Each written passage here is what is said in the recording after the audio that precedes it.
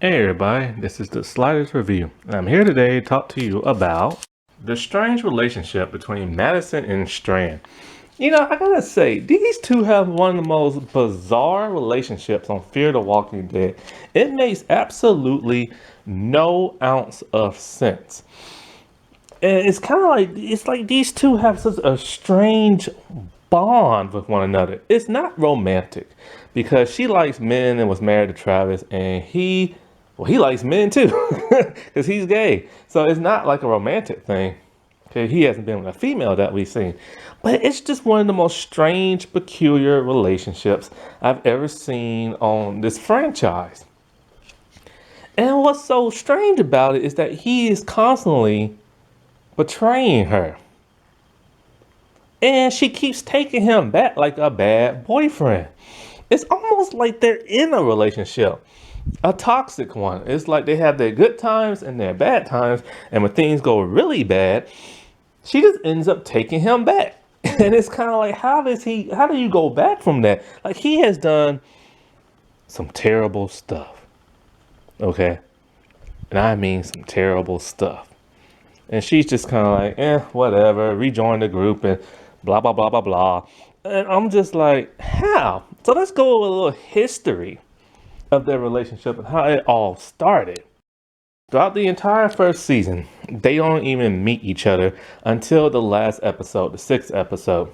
He befriends Nick, and those two bond. And so when she first sees him, because Nick and Strand escaped, and when they're in that facility with all the people and the zombies everywhere, she sees Strand, and she just kind of gets like rude with him, like, "Who are you?" and all this other stuff, because he's hanging out with her son. He's a grown man. Her son's like 19 and stuff. And so it starts off with a strange, like, "Who are you and why are you around my son?" type thing. So then it goes from that to all of them going back to his place, his beach house. And they're all there and they still don't interact with each other because she's off doing stuff with Travis' ex-wife because she got bit. And so remember that whole scene where Travis' wife got bit? She had asked Madison to shoot her, but Travis shot her and all this other stuff. So Strand's all like, "We're not staying here. We're going to head on my boat, the Abigail." And so those two really don't interact at all that much in the first season, but it's very brief and it's very awkward. Now we get into season two. Season two is when Strand starts being villainous. He's very, very, very much a villain in this season, but a kind of like an anti-hero, but more villainous and stuff. And so him and Madison cannot get along whatsoever. Strand is very stern and very demanding when it comes on his boat. Basically, his rules are this: it's my boat, my boat, my boat, and my boat. And so if they don't follow his rules, he will put them off on a raft and send them on their merry way. Now, it starts off with him lying to them first.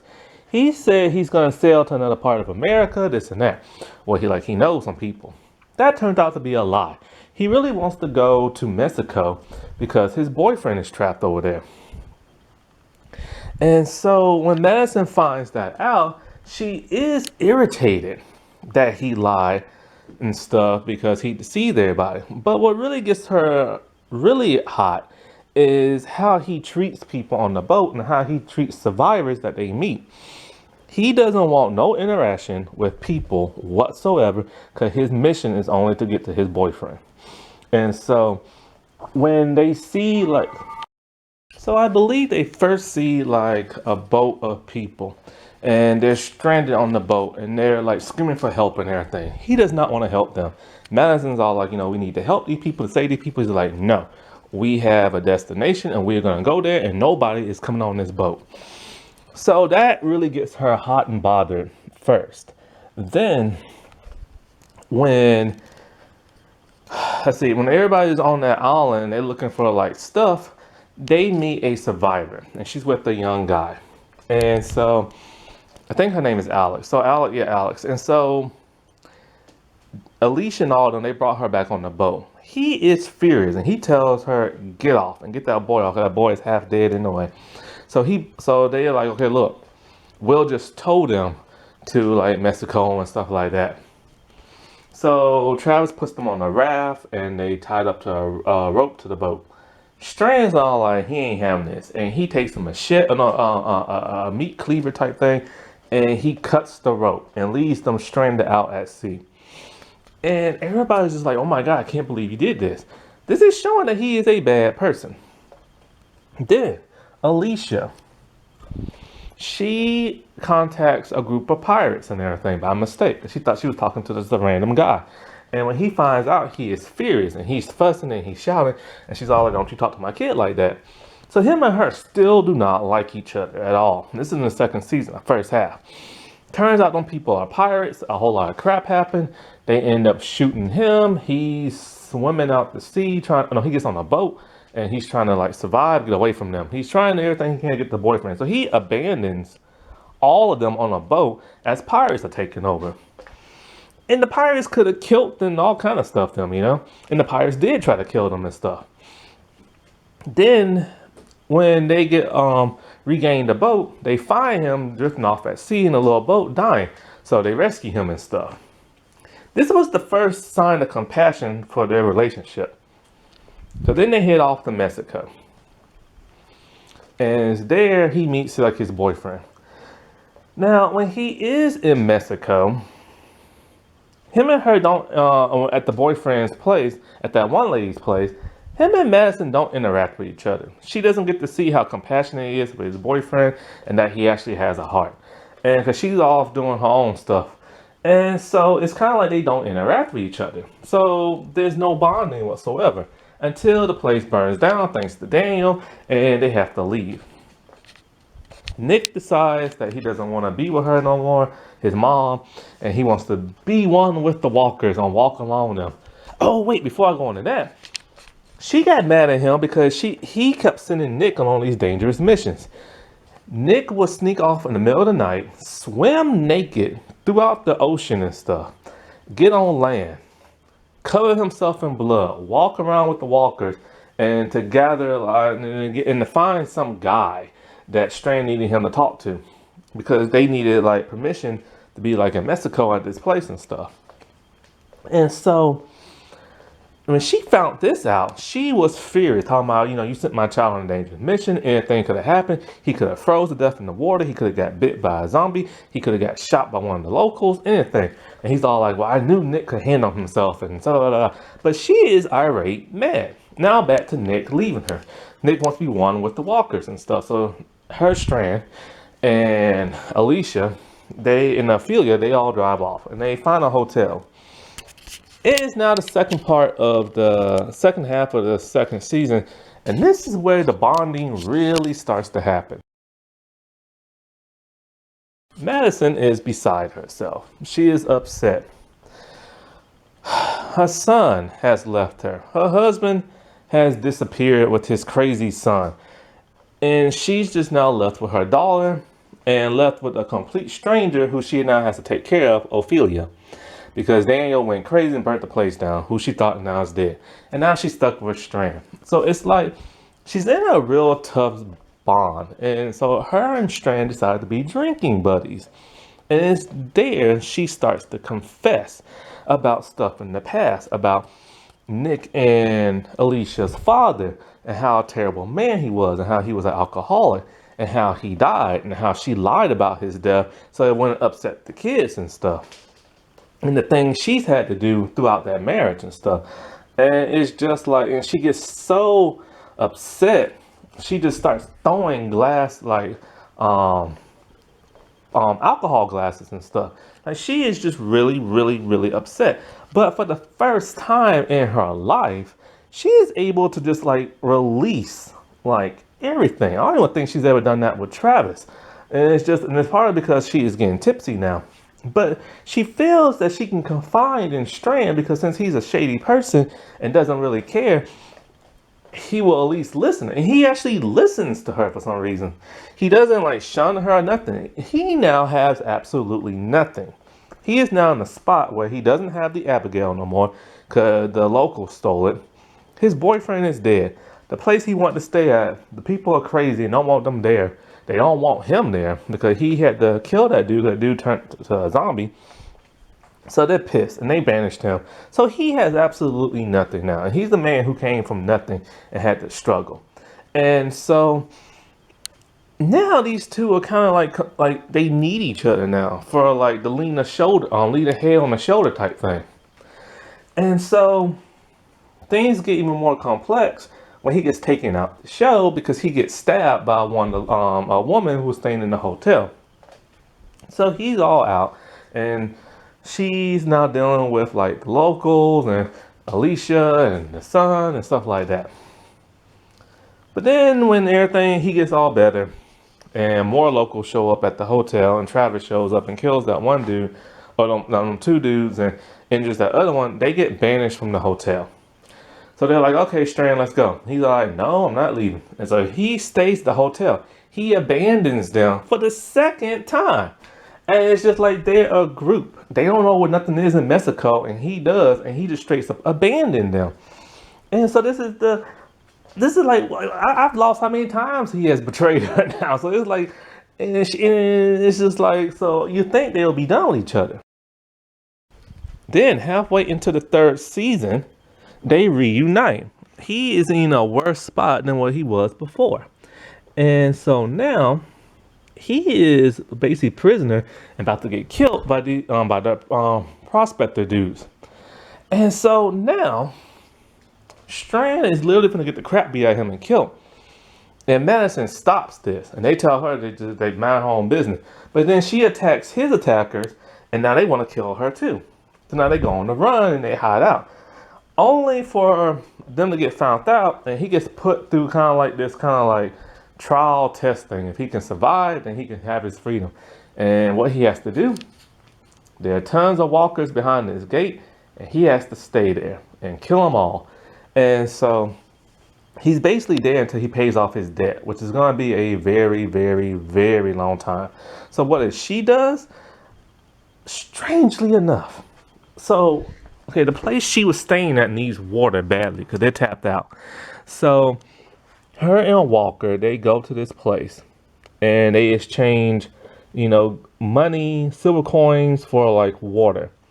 Madison steals all of the silver coins to pay off Strand's debt. This infuriates Walker because now she has pretty much killed everybody at the ranch because there is no water left. But she has an idea that she can find water at this reservoir dam. And I'm just like, wow, she's willing to save one life and kill hundreds. Like, that don't make no sense. All for a man who has constantly betrayed her. Like, he has constantly betrayed her. And she saves this man out of pity. And then, so when they do reunite, they bond some more. And they drink some more. That's her drinking buddy now.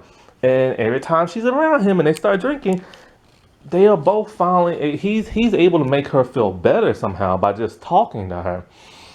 And so that's probably why she keeps him around. Or maybe it's just kind of like she sees that he was a man who, like he said, has came up from nothing and had to fight to survive.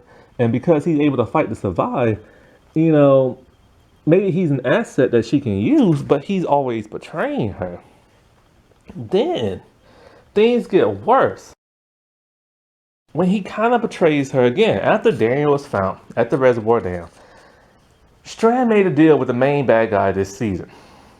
He will kill the lady who works at the dam. He will get rid of Daniel, probably. And the dam is his. And then he'll be like the leader in charge of it while the main bad guy does his stuff every place else. In exchange for his life and Madison and her kids' life, they all get to live there in peace. So he was actually looking out for Madison and her family. And that's kind of strange. Like, now he has finally accepted these people where he kind of like stops using them and stuff. And so he's really looking out to the point where he just wants them to be safe. And he really wants Madison more than anybody to be safe, because Madison, no matter what he does, she will forgive him. And he needs that security blanket. So Daniel tries to intervene when Strand tries to kill that woman. And he shoots Daniel, tries to kill him. But he ends up shooting him in the mouth. And so he knows he's on his last legs, and he don't know how Madison's going to forgive him. So then when he makes Madison and Nick hide from the bad people, he tells them straight up he's gonna do everything he can to get them out. So he disguises them and everything, and is gonna try to like blend them in with the rest of the bad guys. But she asks him, "What did you do?" And he tells them straight up, "I shot Daniel." But he's alive, but he's in bad shape. And she's just like, "Oh my God, I can't believe what you did. And you know, you betrayed us again." And she's mad and she's fuming and she's hot. But she still forgives him to where they escape on a boat. Even Nick has the common sense to say, "Screw you, Strand," because you would think it would be Nick and Strand because those two first met each other and they the one bonded. But their relationship quickly ended like seasons ago. And then you get into the 4th season. And in the 4th season, they're all living at this baseball field where Madison has found. She is now the true leader. And she's doing everything she can to keep it like safe and all this other stuff. Till some bad guys come in. Right? These bad guys wants to take it. And so now when Strand finds that out, that these bad guys are coming in and they're going to take this baseball field no matter what, he decides, it's time for me to get on out of here. He leaves his boyfriend, his new boyfriend behind. He leaves Madison and her family behind. And when she finds out, she just kind of has like a blasé look on her face, just kind of like, whatever, you know, this is you, it's okay, stuff like that, because she knows what she's gonna do to protect the baseball field and protect her kids. And so it's just kind of like she expects that from him. She expects him to constantly betray her. It's nothing new to her, but she still forgives him. Even in her last moments of life, she still forgives this man. Then when she sacrifices her life, of course, Strand and her kids and Luciana, they are not out for revenge for the people who did this. And he actually stepped up. He's actually in pursuit of these people, and he's gonna kill them alongside her and stuff. And so that's nice and everything, but throughout the rest of the series, you don't never hear him mention her. And it's kind of like, you know, when Nick ends up dying, he's sad and upset, but he's not upset as Alicia. He doesn't want that much revenge. And he's now moved on. And now in the next couple of seasons, you know, he's been doing the nice guy thing. And then we get in this later season, he's back to being his scummy self. And now he's betraying Alicia now. And now he's done some terrible thing when he tried to kill Morgan. But he wants Alicia to be his buddy and stuff now, hoping that she'll be like Madison. But I don't think she will, because Alicia's a little bit more pissy and stuff. But it's just like now Strand is straightening up to be like the main bad dude this next season coming up, especially from the trailer we saw. And it's just like I said before, they have a strange relationship. For some reason, she keeps forgiving him. In her, like, it must be like a security blanket they both have for each other. He knows no matter what he'll do, she'll forgive him, and he'll always have that one friend in life. She will always have that one person where she will be able to release her anger and frustration out by drinking with him. And so it's able to get that stress off her. And also, it's kind of like it is a strange boyfriend-girlfriend kind of relationship, to where it's really just like, you know, he does bad things and she takes them back. And it's just like, it makes you wonder what her past relationships were like and what that says about her as a character. Because other people who have betrayed her, like Troy, she straight up killed Troy, but she won't kill Strand and stuff. And it's just one of those really interesting things to think about. Their relationship. It's not romantic. It's not sexual. It's a weird security blanket type thing of the mental state. You know, they mentally need each other. And because of that, then they physically need each other to watch each other's back and stuff. It's just strange and bizarre. Alrighty, well, I'll talk to y'all later. Bye.